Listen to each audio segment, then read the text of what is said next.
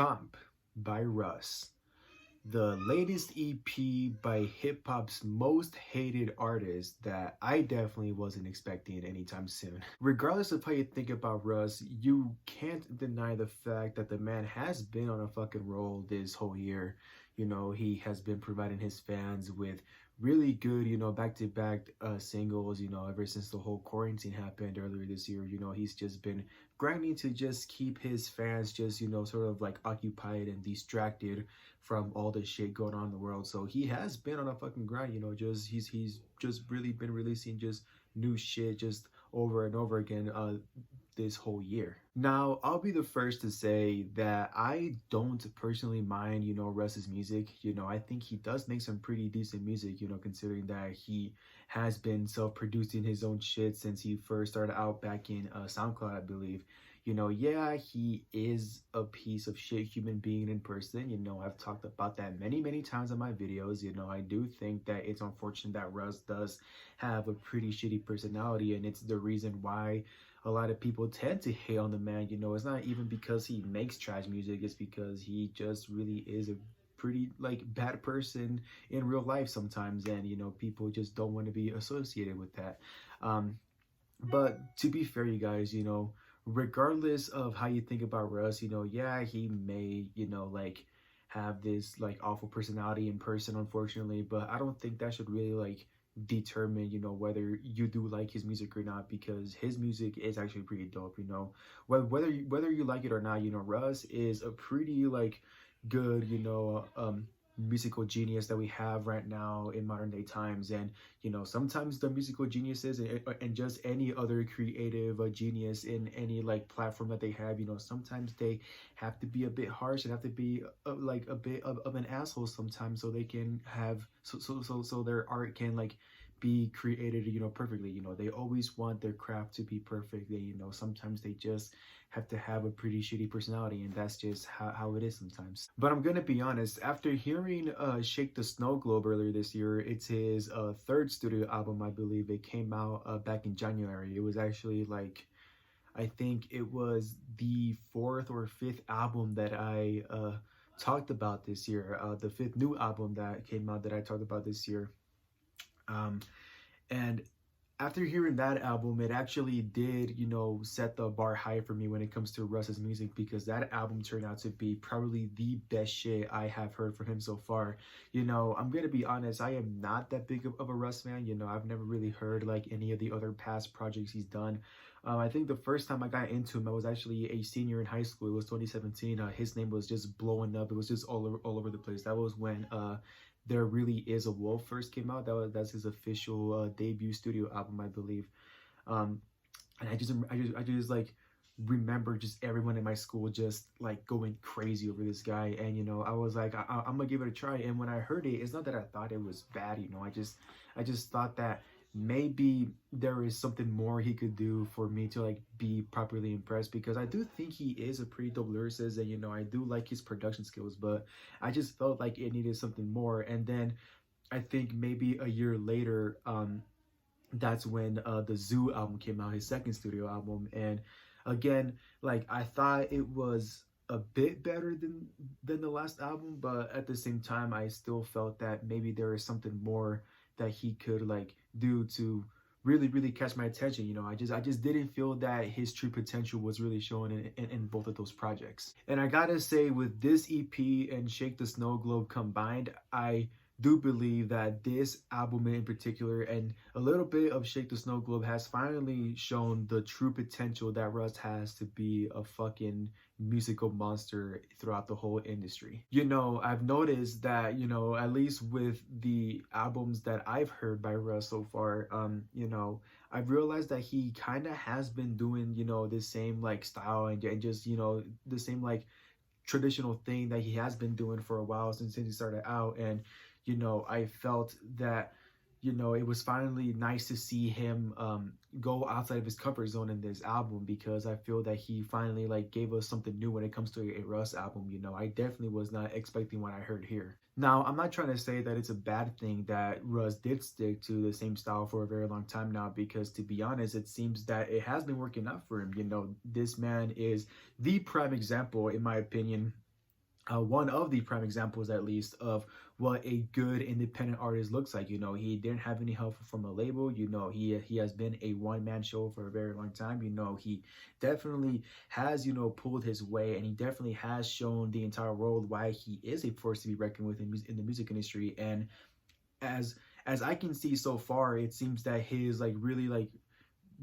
die hard and very loyal fans of his are really like have been loving the style that he has been doing. So it definitely isn't a bad thing, but I guess at least for me, and I guess anybody else who do consider, themselves some really big music critics, um you know that same style does tend to be a bit boring. So that's why I said it is pretty good to see him go outside of his comfort zone and not stick to the same, traditional style, even though it has been working out for him so far. This 5-track EP not only includes a dramatically different production value than what I'm used to, at least when it comes to a Russ project, but every track on this album also includes a guest feature, which was really weird for me to see, at least when I first saw the track list.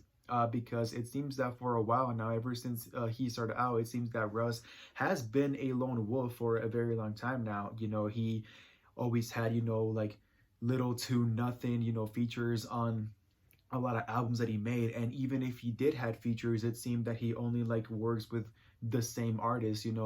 For example, fucking Rick Ross. I swear that for the past 3 projects I've heard from Russ, it seems that Rick Ross is on every album. And I've always, asked myself, why is he only working with Rick Ross? Is it because every artist just doesn't want to work with him because of the asshole personality that he has? It was just really funny. But yeah, every track on here has a guest feature, and they're not Rick Ross, and it was really fucking weird for me to see. Russ pretty much comes through to set war on the entire music industry, as he uses that most hated persona that he has to pretty much come back and make some really great fucking bangers, which I was finally glad to see happen. The reason why when I first, tried getting into Russ, the reason why he was a hit or miss artist for me for a while, it was because I felt that in every album, he just always had to fucking, say and brag about, oh, I'm the most hated, but people can't do it like me because I'm independent, shit like that. Motherfuckers can't, you know, compare themselves to me. It was just getting a bit fucking a repetitive. You feel me? Like, it was the equivalent to me having to hear Logic in every album say how he's biracial. Like, we fucking get it, bro. However, I don't mind Russ finally embracing that persona instead of being so caught up in it and saying, oh, I'm the most hated, and this is why my shit isn't getting played that much. Instead of doing that, I don't mind that he actually embraces it to pretty much show the world, hey, just because I am hated, it doesn't mean that I can't make good shit. And that's exactly what happened here. He really needed to embrace and pretty much laugh at that whole, most hated persona to finally have that spark back to create some pretty like dope fucking content, in my opinion. Russ's flow and production throughout this whole EP has really improved, at least for me. I think if you've been a very die-hard fan of Russ, you will obviously be able to tell the improvement that he has been doing. I felt that for the past 3 projects that I've heard by him, he's just been doing the sort of like same trying to sing while rap at the same time sort of voice. So it was really like good to like just see him just focus on doing like his like just focus on his rapping voice, if that makes sense. He raps over these like very classic boom bap beats instead of doing the typical jumpy trap beats that he has been doing for a while. So once again, it was really good to see him outside of his comfort zone. Production value has dramatically changed. His flow has gotten a lot more better. I never really saw him as a rapper. I kind of just saw him as a singer who occasionally raps sometimes. But in this project where he is just pretty much rapping throughout the whole time, I can really see the improvement, and he definitely has the potential to be a fucking lyrical monster. The production value, in my opinion, gets a lot more better on the 3rd track specifically. That one is actually my favorite track on the album. It is called Inside Job, and the reason why I like it is because it has the production talents of none other than DJ Premier himself. It was really weird for me to see that because, like I said, Russ has been producing his own shit for a while now. So the fact that he let another producer hop on this album and just help him out with the track, it was really amazing for me to see. And I'm so glad that out of all the producers he could have chosen, he chose DJ Premier. You know, that man is a fucking legend in my opinion. You know, he is a very underestimated and underappreciated producer. You know, he has helped produce a lot of great albums over the years. You know, for example, he helped produce both of the Prime albums with Royce the 5'9". You know, if y'all have never heard those projects before, I definitely recommend those ones to you guys, because it is that golden era of hip hop that we all tend to forget, unfortunately. And pretty much Royce the 5'9" and DJ Premier attempt to adapt it into modern day times, and you know, both those albums just turned out perfect. You know, they are the definition of what people would consider real hip-hop. So definitely go listen to those albums. But besides the Prime albums, DJ Premier does have a few small credits on a few like very great albums that have dropped over the years. Like for example, he appears on the Graduation album with Kanye West on a song called Everything I Am, I believe. You know, he also showed up on the Survival album with Dave East, and he even recently showed up on the new Public Enemy album. You know, that right there should show you just how much of a legend he is and just how well he is, you know, fucking respected throughout the whole hip-hop community. But besides the amazing production value by both Russ and DJ Premier, the rest of the guest list on this album consists on many great modern rap superstars and a few OGs as well. You know, a bunch of artists that I definitely would have never thought Russ would ever work with. So you know, they were pretty dope. The first track, entitled Stockholm Syndrome, has a guest feature with none other than Mr. Weekly himself, King Crooked, which I was very surprised to see. You know, this song pretty much is both King Crooked and Russ sort of like telling everybody their whole life story. You know, they both obviously had to go through hard times to get to where they are now. You know, obviously Russ having no help by any record label. You know, it's a lot more harder for an independent artist to do it all by themselves. And you know, not that many get to be in a place where Russ is at. You know, where a lot of people love you, and you know, you are an icon in the rap game. So definitely hearing, you know, Russ's story, you know, yeah, he is kind of a dick, but you know, the man did go through a lot of hardships, and I would personally say that he did, you know, get humbled in some way, even though he is kind of an asshole in real life. And King Crooked himself, you know, he just never fucking disappoints. You know, he told his story as well, you know, just a little kid, you know, growing up in California and everything, you know, just, you know, he obviously like had it rough as well. And, you know, just hearing just how good he is at his fucking like lyrical abilities, you know, I just always get amazed, because you know, he actually was my favorite member of Slaughterhouse for a very long time. And you know, this song once again shows why King Crooked is still a very big force to be reckoned with. You know, regardless of people saying that he kind of fell off, you know, I think he is by far like one of the best MCs out there right now. And then we get to the second track of the album, which is called Who Wants What with Absol, which I was really glad to see. Like I said a few months ago, I felt that Top Dog Entertainment has been utterly quiet throughout this whole year, which kind of sucks, because I definitely would have loved to hear more from that record label. You know, I know that recently we got that new Reason album, which I thought was decent. You know, I didn't think it was like the best album, but I thought it was pretty decent. You know, I didn't hate it. And surprisingly, Kendrick Lamar did make an appearance on Busta Rhymes' new album last month. So yeah, they're definitely doing a little bit of noise now, which I guess, you know, better late than never. But either way, I can really appreciate that, because Absol is a really great lyrical monster. You know, this song pretty much has both him and Russ doing this fucking lyrical tag team deathmatch, which I really enjoyed seeing. You know, I think this is the song where I started to notice that Russ is definitely like capable of making a lot of like lyrical shit. You know, he's definitely like testing his lyrical abilities. You know, I don't think they're as good yet, but he's definitely getting there. You know, I was really surprised to see how well he was to keep up with, you know, Absol's, you know, bars. This was like, they're both pretty much the duo that I didn't think we ever wanted. And finally, we get to the final track on the album, which is called Momentum, with Benny the Butcher and Black Thought from The Roots. And that song is pretty much this really powerful Black Lives Matter anthem. You know, I felt that I've heard a lot of those songs throughout this whole year. You know, that was obviously a very big topic for a lot of people.